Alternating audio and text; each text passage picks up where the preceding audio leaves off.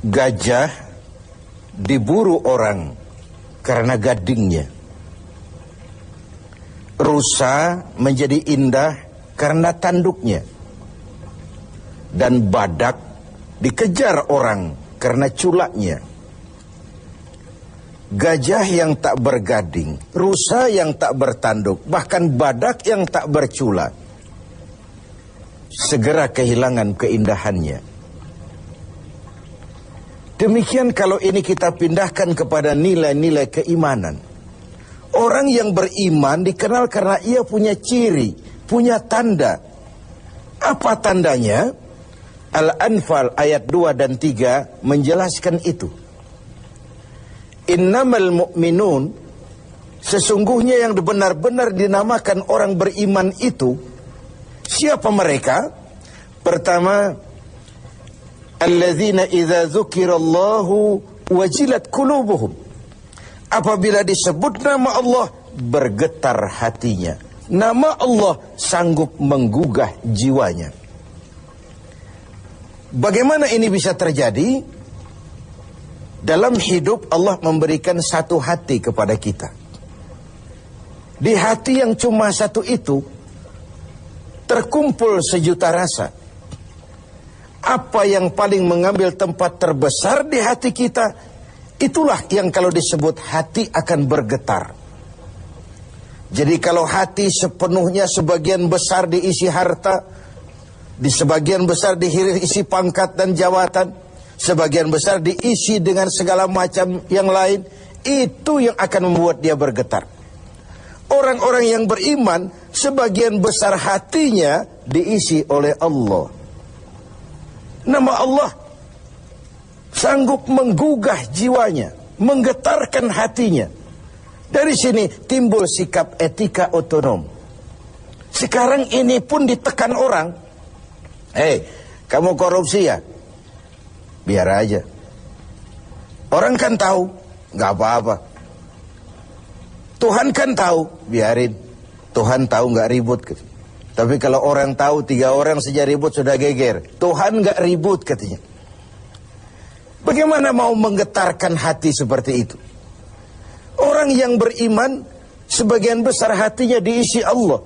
Sehingga kalau disebut nama Allah, bergetar dan pada gilirannya sanggup menggetarkan hati orang lain. Bukankah pada satu saat ketika Rasul sedang tidur, datang orang kafir bernama Da'sur menghunus pedang. Muhammad, kalau saya tebas batang lehermu, siapa yang akan menolongmu sekarang? Dengan tenang dan tegar Rasul menjawab, Allah yang akan menolong saya. Mendengar kalimat Allah, Da'sur gemetar. Pedang jatuh, diambil oleh Rasul. Kalau sekarang saya balikan pedang ini ke lehermu, siapa yang akan menolongmu, Da'sur?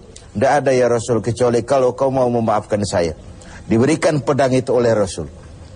Jangan ulangi lagi perbuatanmu. 2 sisi dari cerita pendek ini.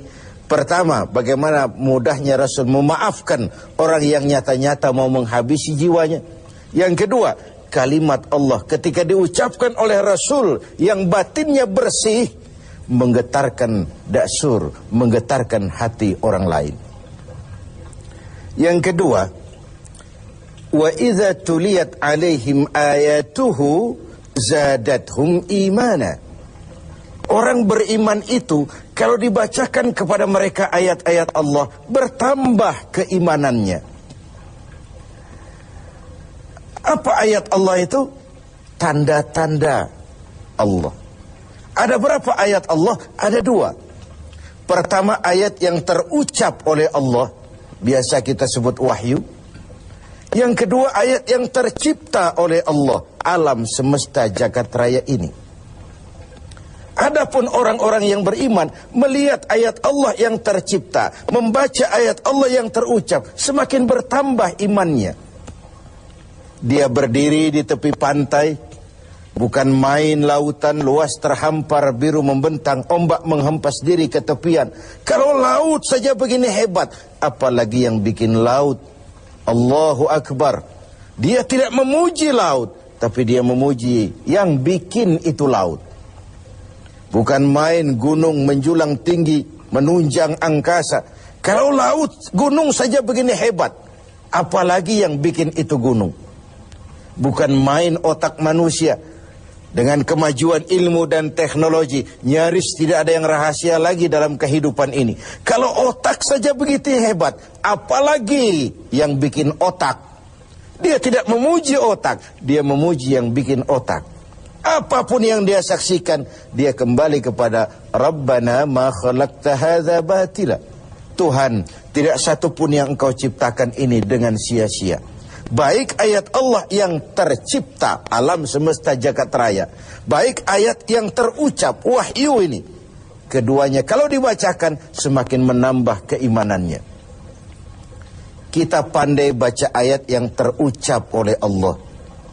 Sering kita khatam Quran, tapi kita kurang pandai membaca ayat yang tercipta oleh Allah. Bumi ini ayat Allah, baca. Mengandung gas, minyak, batu bara. Pakai apa membaca ayat Allah di bumi? Pakai ilmu geologi. Angkasa luar ayat Allah, baca. Bagaimana membaca angkasa luar? Pakai ilmu astronomi. Laut ayat Allah, ada minyak lepas pantai, ada mutiara, ada kekayaan-kekayaan di dasar laut. Bagaimana membaca ayat Allah di lautan? Pakai ilmu oceanografi. Hasil pengkajian ini, Rabbana ma khalaqta hadza batila. Tuhan, tidak satu pun yang kau ciptakan ini sia-sia. Semua ada manfaatnya. Maka orang beriman semakin dibacakan ayat Allah, baik yang tercipta maupun yang terucap, imannya semakin tambah. Kajiannya kepada alam semesta makin mendekatkan dia kepada Allah Subhanahu wa ta'ala. Yang ketiga, wa ala rabbihim yatawakkalun. Orang yang beriman itu hanya berserah diri kepada Allah. Berserah diri artinya menyerahkan hasil usahanya. Bukan belum sudah terserah Tuhan saja, terserah Tuhan. Bukan. Tawakal itu bukan fase pertama, fase terakhir. Bekerja sebagaimana harusnya. Berusaha sebagaimana mestinya. Gunakan tenaga yang paling profesional. Pakai teknologi yang paling canggih. Setelah semua itu terlaksana, baru wa ala rabbihim yatawakkalun. Berdoa, mohon pertolongan Allah, kemudian berserah diri sepenuhnya. Kalau dia berhasil, dia tidak lupa diri. Kalau dia gagal, dia tidak putus asa. Bukan lalu kita jadi apatis. Bukan lalu kita belum apa-apa sudah terserah Tuhan. Tidak. Wa ala rabbihim yatawakkalun, menyerahkan segala hasil usahanya kepada Allah Subhanahu wa ta'ala. Dari situ dia husnuzan, baik sangka kepada Allah. Kalau gagal, cuma tertunda. Kalau berhasil, tidak lupa daratan. Dan husnuzan ini penting, sebab kalau tidak, buruk sangka saja kita. Saya akan sholatnya rajin, kok rezeki syarat bener sih. Saya akan puasanya nggak bocor-bocor, tapi mau lebaran kok nggak dapat THR sih. Ada seorang petani, selesai bekerja di ladang, tidur, istirahat di bawah pohon beringin. Di sebelah pohon beringin ada pohon semangka. Sambil menerawang berpikir si petani, Tuhan kok tidak adil. Masa beringin pohonnya besar, buahnya kecil. Ini semangka pohonnya kecil, buahnya besar. Tidak adil ini. Tuhan bukan arsitek ulung. Mestinya supaya enak dilihat, beringin pohonnya besar, buahnya sebesar buah semangka. Semangka yang pohonnya kecil, buahnya sekecil buah beringin saja. Tidak adil Tuhan ini. Baru dia selesai berpikir Tuhan tidak adil itu, jatuh sebutir buah beringin tepat menimpa hidungnya. Dia terkejut. Astagfirullahaladzim. Kalau begitu Tuhan benar-benar adil. Coba kalau buah beringin sebesar semangka barusan jatuh nimpa hidung saya, kayak apa potongan saya sekarang? Ayo kita jujur. Dalam hidup kan kita sering begitu. 1 menit yang lalu dia masih berkata Tuhan tidak adil. 1 menit kemudian dia sudah berkata Tuhan benar-benar adil. Ini perlunya baik sangka kepada Allah Subhanahu wa ta'ala. Dan disitulah perlunya tawakal itu. Yang keempat, alladzina yuqimuna shalah. Orang beriman itu mendirikan solat. Selalu kata-kata solat bergandeng dengan aqimis solat. Dirikan, bukan kerjakan. Saya ingin berkata maaf, banyak di antara kita yang sudah mengerjakan solat, tapi belum mendirikan solat. Sebab mendirikan solat artinya mengerjakan solat dengan benar, cukup syarat rukunnya. Selesai solat, ajaran solat diterjemahkan dalam kehidupan. Ada kontinuitas, ada kesinambungan. Kalau sekedar mengerjakan saja, ya selesai pekerjaan, selesai. Habis solat, maksiat lagi. Habis solat, sombongnya jalan terus. Habis solat, pelitnya nggak pernah hilang. Beda dengan mendirikan. Ketika takbir, pada posisi berdiri, arahkan pandanganmu ke tempat sujud. Ini filosofinya apa? Kau kalau sudah di atas, ingat dengan yang di bawah. Kau sudah kaya, ingat sama yang miskin. Kau sudah berkuasa, lindungi yang rakyat jelata. Kau sudah jadi orang alim, bimbing yang awam. Solat, berdiri, arahkan pandangan ke tempat sujud. Ini mendirikan, bukan sekedar mengerjakan. Orang yang beriman punya sandaran vertikal. Ini yang penting. Punya sandaran vertikal kepada Allah saja. Kalau kita bersandar ke tiang, tiangnya runtuh, rubuh, kita jatuh. Kita bersandar kepada orang kaya, dia jatuh miskin, kita selesai.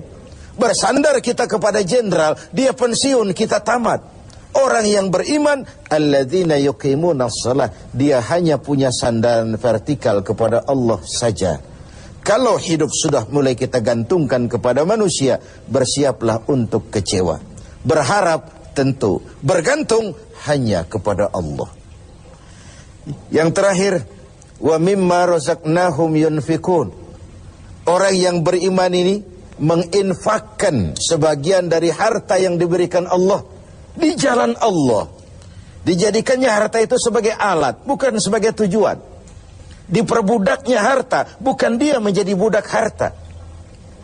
Cari uang, tapi sudah dapat, hai uang, karena kau milikku, kau harus jadi budakku. Jangan aku yang jadi budak kau, uang.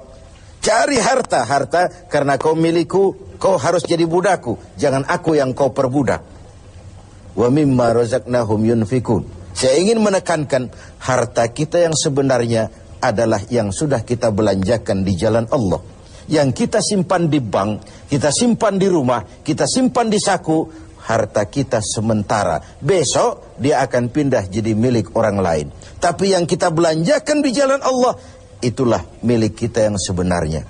Mari kita renungkan, berapa banyak harta kita yang akan jadi milik kita sebenarnya